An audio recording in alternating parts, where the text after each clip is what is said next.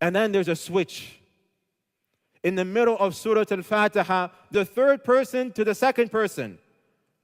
At the beginning, we're saying all praise belongs to Allah. Ar-Rahman Ar-Rahim, the most merciful, the all merciful. Malik Yawm Ad-Din, the king of the judgment. And then we switch to the second person, Iyaka. You alone I worship. Wa Iyaka, and you alone I seek aid in. Because now that we understand who Allah is, now we need to understand what our relationship to Him is. And it's the relationship of I'm going to worship you alone. And I'm going to seek help from you alone. With this love, and with this hope, and with this fear, Iyyaka na'budu.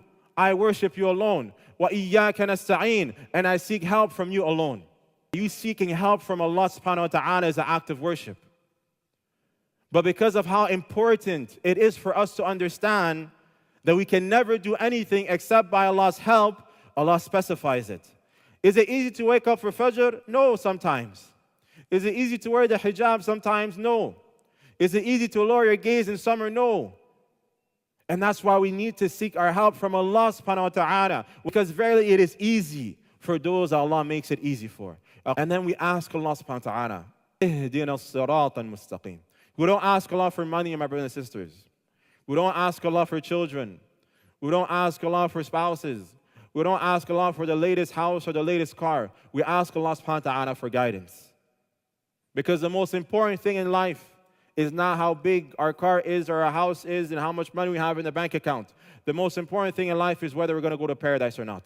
And that is dependent on us being guided by Allah subhanahu wa ta'ala. Well, the path of those Allah subhanahu wa ta'ala has blessed them with and has favored them.